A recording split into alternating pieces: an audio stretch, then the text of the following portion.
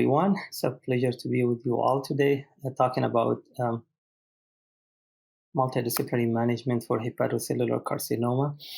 We have a fantastic team today. It's really a dream team. It's a real tumor board for hepatocellular carcinoma with medical oncology, surgical oncology, hepatology, and radiation oncology represented here. My name is Dr. Ahmed Kaseb. I'm a GI medical oncologist at MD Anderson Cancer Center in Houston, Texas, and I'm joined today by Dr. Jinsil Song from Yonsei University Medical Center in Seoul, Korea, radiation oncologist, and Dr. Michael Chody from Banner MD Anderson Cancer Center, Phoenix, Arizona, USA, and a surgical oncologist, and Dr. Peter Galef, University of Mainz, Germany, gastroenterologist and hepatologist. So today we're going to be talking about the role and the value of hepatocellular carcinoma multidisciplinary management through multidisciplinary tumor board. As we all know, this is a two-disease state. We have hepatocellular carcinoma in one hand, and then we have the chronic liver disease condition that precipitated evolution of hepatocellular carcinoma in the other hand. So this is a disease that's been historically best managed with multidisciplinary teams where you have all hands on deck. And we're going to talk today about that with our specialist, starting with Dr. Song. Let's get to know how about your culture of multidisciplinary team at your institution. We all know in academic institutions, this is a routine daycare of patients with HCC, given the readily available access to specialists. However, sometimes, especially in this day and age with the COVID-19 and some patients preferring teleconferences, also some low resource setting primary providers who don't have access to multidisciplinary board, they may also request access to large centers. So every center has got different culture and different network. So we'll start with Korea, Dr. Song. Okay, thank you, Ahmad. So my team studied the first HCC-MDT in Korea back in 1995. So as a member of the first HCC-MDT in Korea, I think the major hurdle lies on institutional culture, maybe the country culture, where senior or most popular physician dominates the discussion. Well, I remember that I talked this issue with my Japanese colleagues, and they wonder how our Korean team continue our MDT discussion so smoothly, because there was some conflict between the senior physician, senior surgeon in between. So another concern is that the evolution of MDT discussion into the MDT clinic with inviting patient and family. This is very helpful in decision making when some issues are conflicting for each individual different backgrounds. So thank you. I love this idea of inviting patients and their families as well to get involved directly with this, which is really critical for this disease, given the care needed for our patients by their families at home. How about Germany? Peter, tell us a little bit more. Who's leading your multidisciplinary tumor board? How are you guys running it? And the role of GI hepatology? Yeah, thank you, Ahmed. First, let me echo what Jinsil just pointed out, involvement of the patient. That was my first learning experience as a young physician. If the decision making is difficult, go and see the patient, talk to the patient. Then you actually don't have these problems anymore. Then it's easy, you know what the patient wants. So in Germany, we are doing MDTs now for about 2 decades. And in recent years, it has been formalized in a way that due to the development of comprehensive cancer center concepts and the certificates which you acquire here, we are in fact required to see all our patients in MDTs, and we are actually required to adhere to the decisions made in these MDTs. So it's has gone through different periods, and now it's regular working. We have a 1-hour meeting every week.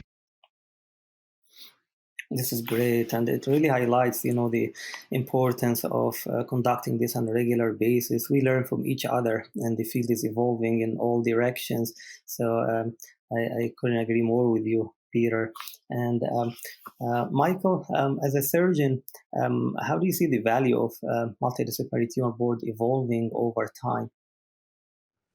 Yeah, thanks, Ahmed. Yeah, this is an interesting topic, very important, and this multidisciplinary team is really outlined. I totally echo Peter and Jinsil with regard to the concepts, both of at least having guidelines, if not strict, but at least the sense that you have an institutional way and it's done. I agree with some of the culture challenges. Hopefully the implication's not always the senior surgeon that is the alpha, but that could happen on occasion.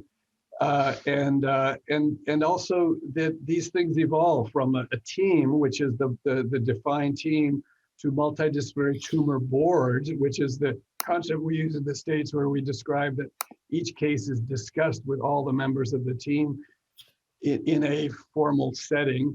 To the MD, we call them MDCs, the multidisciplinary clinic, and we've also recently started it as well, where there's actually patients are scheduled and they're seen at the same time by all relevant providers. They may not always see the transplant surgeon if they have advanced disease, or they may not see the that gets customized, but the patient then sees, it has a real advantage because the patient then really gets a sense that this is a single decision and the single unit in how this is organized. The other point let me make is that every organization needs to individualize it, because we're all talking about our own academic centers in which we are able to do this, but there may be certain leaders are different and certain specialists may have different expertise. And so this is something that I think one needs to individualize as to whether to a multidisciplinary clinic get done, or a formal tumor board, or whatnot. But the concept of the team, I think, is critical. Yes, and I do agree with all of you, and specifically the guidelines component of it. When I started as a young faculty at MD Anderson 15 years ago, as we all know, sometimes if you don't have the radiation oncologist on board, or the TACE, or intervention radiologist is not on board, it's hard to discuss the details. So coming up with very specific guidelines is really critically important, and I want the listeners to focus on that, not only to get people together in one room, but to also form a kind of guidelines, so that way you can have a uniformity in managing those patients. In addition to that, also dedicating some part of the discussion about evolving research and ideas, and coming up with a personalized plan is always our ultimate goal. So I can tell you at our tumor board, we will listen to our GI hepatology team in cases where they want us to start with upper endoscopy, for example, or get a hectic workup to identify any underlying autoimmune hepatitis, for example. So it's really critically important for our young investigators and young clinicians to formulate this culture at their institution, also look into evolving guidelines, and formulate their own guidelines based on what they have available. So in the last minute, we'll go quickly for around each one, 20 seconds, final words. We'll start with Jinsel. Okay, this is still in COVID-19 era. So we switched our MDT weekly conference, into a teleconference. And also among our satellite hospital, we do our teleconference for patient management. Thank you. All right, Peter? Yeah, MDT is absolutely critical, Ahmed, as you were rightly pointing out. The full spectrum of what can be offered to the patient, and if it's working in an optimal way, involvement of the patient as well. This gives you a clear-cut decision-making basis, and is in the end prolonging life. That's great. And Michael, you get the final word. Yeah, no, again, I echo all the statements. And I do think, as we mentioned, alternative strategies are very useful in cases where there may be satellite or more remote, or during the COVID era, leveraging telemedicine so that expertise can be used in settings so that we don't always have to have everybody physically in the same room, and yet still at least deliver some of that same very important concept of a multidisciplinary approach. Well said, you all, and I hope you all delivered a good message to our investigators and young physicians. Thank you very much. It's been a pleasure.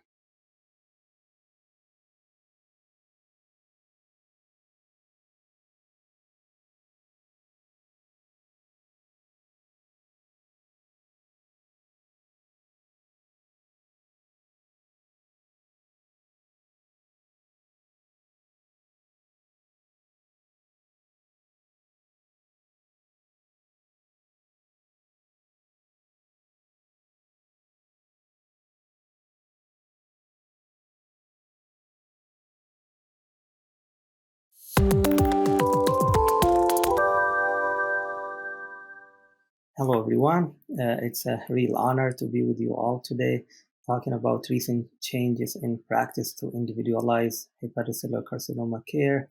We have a fantastic team today of representing multidisciplinary team with medical oncology, radiation oncology, GI hepatology, and surgical oncology. My name is Dr. Ahmed Kasib. I'm a medical oncologist at MD Anderson Cancer Center in Houston, Texas, USA, joined today by Dr. Jinsil Song from Yonsei University Medical College in Seoul, Korea, a radiation oncologist, and Dr. Michael Chodi, a surgical oncologist from Banner MD Anderson Cancer Center, Phoenix, Arizona, USA, and Dr. Peter Galli from University of Mainz, Germany, hepatology gastroenterologist. Today we'll talk about recent developments in patient stratification and availability of new therapeutic options spanning from systemic therapy to local therapy. So when it comes to the current status of managing and individualizing the care for hepatocellular carcinoma, we always wonder about any form of classification beyond the regular staging systems for HCC, such as TNM staging or Barcelona Clinic staging system.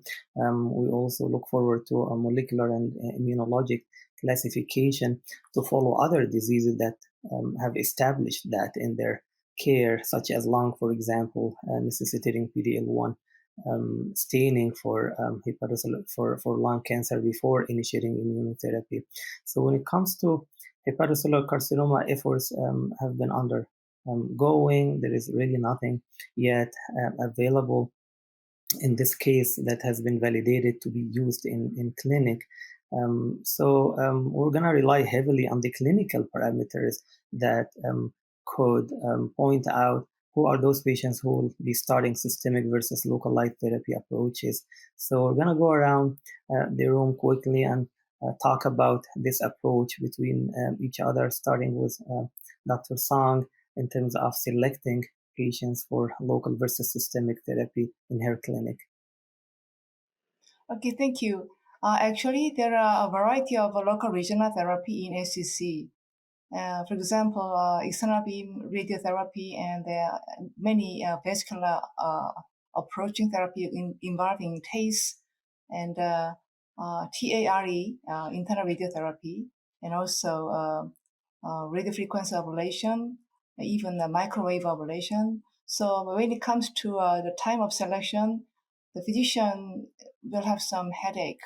So we really need some multidisciplinary discussion to find out the optimum local regional therapy for each patient. We also need to consider patients' compliance. And then let me share a patient example. Well, she presented a huge tumor, advanced tumor. So if you think about the guideline, maybe systemic therapy could be applied, but she had a liver-confined disease, so we applied a liver-directed treatment.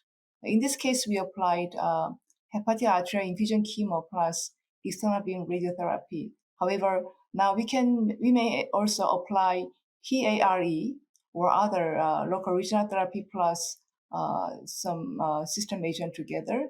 Then she showed a very good response, and then algebraic resection could be underwent. And she developed first metastasis, and the first one was resected, and the second one she refused further resection, so we did SBRT. So the patient still remains NED alive 9 years after the initial treatment. So this is just one example, but instead of stereotype the decision making for each patient, we may consider each patient individualized treatment decision. So in this case, it was very successful. So thank you for giving me an opportunity to show my case. Thank you, Jensel. And this is really a clear example of how you individualize your patient care based on your specific case scenario. Peter, going to you, we have to take the advantage of your presence here today as our hepatology and GI expert. Let's go a little bit granular here. So if you have a patient with Child-Pugh A versus patient with Child-Pugh B or C, how do you manage those patients individually in clinic as a team in terms of local and systemic therapy? Yeah, the issue of liver function is of critical importance. The clinical trials, in fact, only became, in the end, meaningful once we decided to concentrate on those patients with good liver function, because otherwise, if liver function is poor, it will be more relevant with respect to the lifespan of a patient than the tumor, and you might not see any anti-tumor effect. That leaves us alone, unfortunately, with respect to what to do with patients with poor liver function. Then it's precisely as Jensel was pointing out, it's very individual. Sometimes you actually may improve liver function when you treat. If there is a very large tumor in the hilum of the liver interfering with blood flow, for example, and then you do, for example, SBRT or any other local measure, you might see an improvement, and then all of a sudden the surgeon may be able to step in again. So you need that constant rethinking and the decision making again and again and again, and that will never be able to be captured in guidelines. That is the individualized approach, and in particular in intermediate stage disease, which is really going to the left and to the right in the BCLC scheme. Yeah, that's a great point, Peter. It's a continuum of care, and we have brought back the cases to our Liver Tumor Board over and over, as you mentioned, from step 1 to step 2. So it's really a continuum of care, and this is the real value of managing patients in a team manner. And Michael, tell us a little bit more about your team approach to individualizing patients' care. Yes, thank you. Yes, individualizing care for local curative intent strategy is certainly highly individualized. And as you heard, not only based on the tumor size, location, but also the liver function have all play bearings on even for early stage HCC on individualizing the care. From a curative intent standpoint, it's clearly liver transplantation or resection or ablation in the case of early stage or potential curative intent approaches in most cases. Patients who have larger tumors, good liver function, of course, in a favorable location, those are patients who are candidates for liver resection. Patients with smaller tumors, less extent of disease with more significant hepatic dysfunction, of course, are maybe candidates for liver transplantation. But even this therapy, at least in the US and elsewhere in the world, may be constrained by logistic issues with regard to donor availability, waiting lists, and so forth that can have impact on the ability to use that therapy. And then, of course, ablative approaches for smaller tumors. And then, there are situations in which combined approaches may be offered, either exploring adjuvant and neoadjuvant settings, or in the case of local regional approaches, as you heard from the case that was presented, that a response can be achieved from a local regional or a systemic therapy that then a patient can be individualized to going back to a surgical or to a potential curative intent approach. Oh, that's a great point. And I always tell my patients in clinic, whenever we get a new scan, it's like a new start. We take it back to the tumor board and start over. And along this line of individualizing patients' care, when it comes to the choice between local and systemic, as we all mentioned here to various degrees. For those small tumors up to 3 centimeters, we always like the definitive approaches of ablation. Larger tumors, if they're not resectable, then the vascular tumors with encapsulation, they go for intraarterial therapies. And beyond that, with the radiation therapy, yttrium-90, and systemic therapy, we manage the rest of the patients with intermediate/advanced disease stage.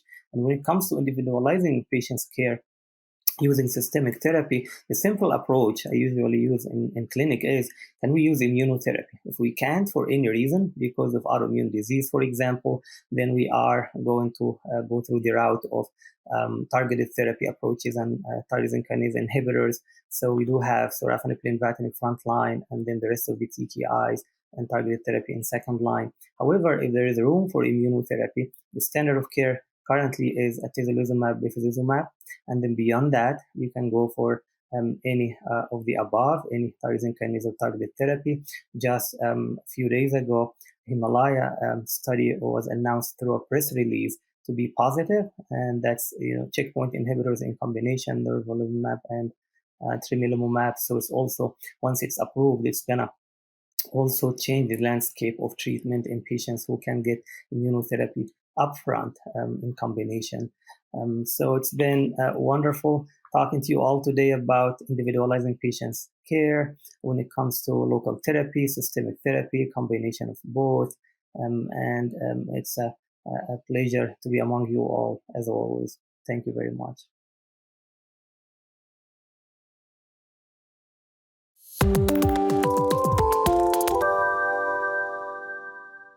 Hello, everyone, to the evolving role of systemic therapy in hepatocellular carcinoma.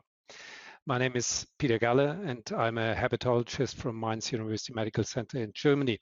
I have the privilege today to discuss with Dr. Chin-Sil Song from Yonsei University Medical College in Seoul, Korea, Dr. Michael Chotti from the Banner MD Anderson Center in Phoenix, Arizona, and Dr. Ahmed Kassab from the MD Anderson Cancer Center in Houston. So we have the full spectrum of a MDT, and it will be a pleasure to discuss highlights of systemic therapy. We were very excited when we 10 years ago saw the improvement in systemic therapy in skin cancer, and were hoping that that would translate into other tumors, and in fact it did.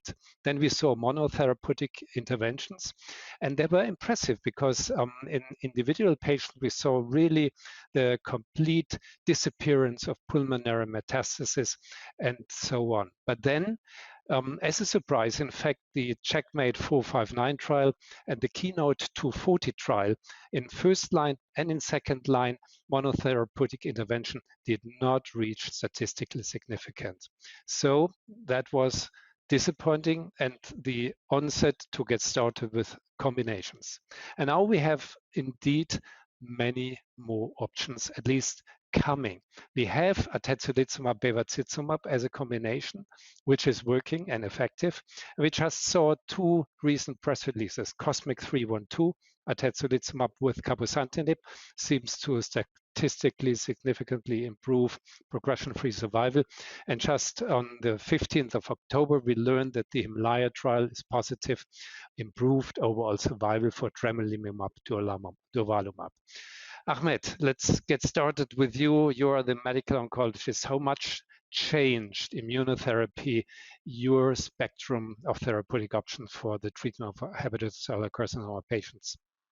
So much have changed, Peter, and I remember days when we and you would be on advisory boards or conference committees, and we only had one drug, sorafenib. So nowadays the issue is, how can we sequence treatment and front and second and third line? Who would have thought this would happen for HCC, which is a good problem to have. So the main excitement came along, as you mentioned, Peter, when we started to see the combination strategy paying off with immunotherapy plus targeted therapy. And the validation of that happened with atezo-bev, when we started to see 30% response rate when we combined them together. Also started to see with nivolumab, ipilimumab in the single-arm study, also that the improvement of response rate to about 30% was very impressive, and overall survival of 22 months in one of the arms And then eventually, as you mentioned, with Cosmic 312, now with Atezo Cabo, and then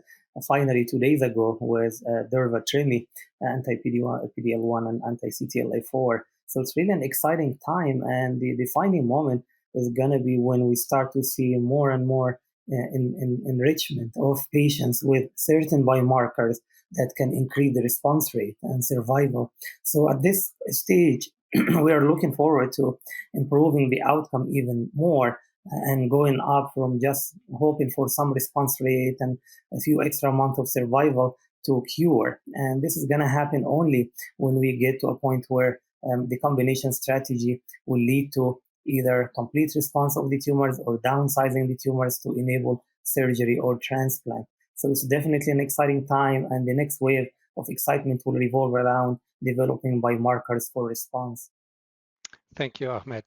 And based on these impressive results, it's coming as a natural development now to see that we are not only considering systemic therapy in advanced stage disease. No, we also do have to figure out what's the role of systemic therapy in intermediate stage disease and also in early stage disease, for example, in an adjuvant setting.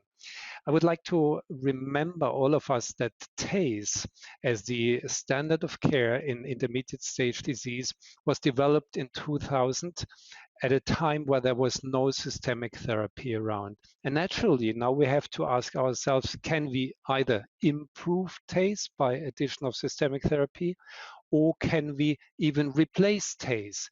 Jinsil, you are the appropriate person as a radio oncologist to answer that question. Well, I'm not TACE expert, but I think actually there'll still be the role of local regional therapy because, as you already seen through many trials, high tumor burden is another hurdle for effective the outcome through a systemic therapy. So, the reducing tumor burden using a local regional therapy may enhance therapeutic effect of a systemic therapy, particularly an immunoagent IO treatment. So when you see all the combination strategy is much better than monotherapy in case of immunotherapy. So I think still there will be a role of local regional therapy, even this is the IO era. Yeah, I think in the end, we will not replace local regional therapy, but we'll more precisely define who exactly will benefit from it, and conversely, who might be better treated with systemic therapy. There is a lot going on, and in intermediate stage disease, there are several trials trying to improve TACE or to or to compare TACE versus systemic therapy in that setting. And naturally, as I said, even going to earlier stages, and now I'm looking at you, Michael, as a surgeon, it seems to be with these impressive objective response rates, a natural idea to downsize a tumor, but then it might be not as easy as we thought, because when we then consider transplantation and here the role of immunotherapy, it's getting complex. Your thoughts? Yeah, adding the layer of immunotherapy gets complex across the board, even on the regional. We just talked about the local regional. I mean, already the challenges with regard to the optimal local regional is already unclear.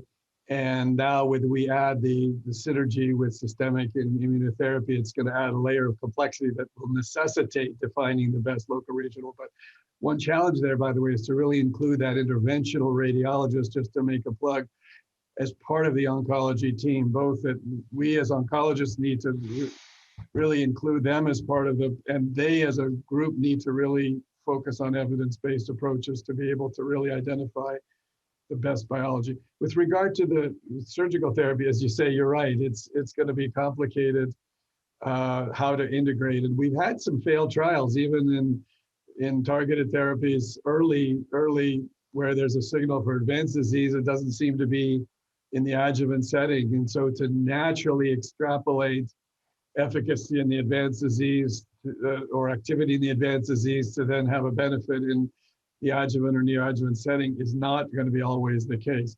So we have to do the studies and not just assume, particularly in the adjuvant setting. I would say in the neoadjuvant, I absolutely agree that the responses not only can convert, if you will, or make a patient resectable, but also can help define the biology better and identify which patients will have a better long-term outcome to surgical therapy. So I do see neoadjuvant, even in the resectable setting, playing a role, provided we can define the active agents.